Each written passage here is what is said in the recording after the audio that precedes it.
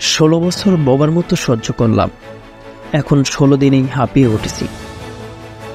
শিক্ষার্থীদের আন্দোলনের সঙ্গে শুরু থেকে সরব ছিলেন তরুণ গায়ক তাসরিফ খান। ফেসবুকে নানান রকম পোস্ট করতেন এই গায়ক। এবার ছাত্রদের ট্রাফিকের দায়িত্ব কাঁধে তুলে নেওয়াতে আবারও পোস্ট দিলেন তিনি। রাস্তায় ট্রাফিকের আসনে পুলিশ নেই, আছে শিক্ষার্থীরা। বাংলাদেশের এমন চিত্র যেন বিরল। তাদের এই দায়িত্বের অনেক প্রশংসা করেছেন, তবে কেউ কেউ আবার অসন্তুষ্টি প্রকাশ করতেও দেখা গেছে।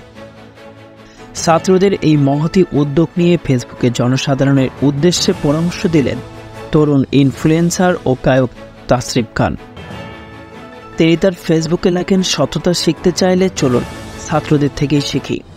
এই শিরোনামে তিনি বলেন, রোদের মাঝে রাস্তায় ট্রাফিকিংয়ের দায়িত্বে দাঁড়িয়ে থাকা ছেলেটাকে বিরিয়ানি আর পানির বোতল দিতে গিয়ে শুনলাম, ভাইয়া আমি বিস্কুট আর পানি খেয়েছি, একটু আগে যারা খায়নি আপনি তাদেরকে দিন। অথচ রাস্তায় ছাত্রদের ট্রাফিকিং নিয়ে খেয়াল করলাম কেউ কেউ সামান্য বিরক্তি প্রকাশ করছেন, আবার কোথাও কোথাও ছাত্রদের সাথে দুর্ব্যবহার করেছেন অনেকে।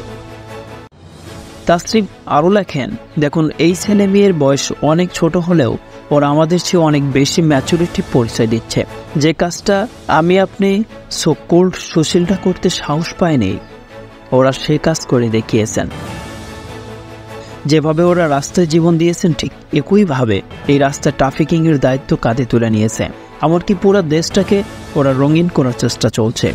শেষে তাসরিফ লেখেন, ওরা যেটা করেছে সেটা সম্পূর্ণ দেশপ্রেম এর জায়গা থেকে, আর আমরা শুধু মুখে বলি কিন্তু কাজের বেলায় আট আনাতেও নাই।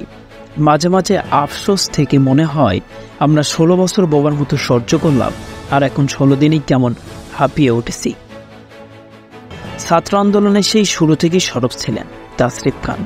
সামাজিক মাধ্যমে একাধিক পোস্ট একের পর এক আন্দোলনে থাকা ছাত্রদের সঙ্গে সংহতি প্রকাশ করে এসেছেন তিনি। রাস্তায় নেমেছেন তাদের সঙ্গে। সংবাদের এ পর্যন্তই। পরবর্তী নিউজ আপডেট পেতে আমাদের সাথেই থাকুন। ধন্যবাদ।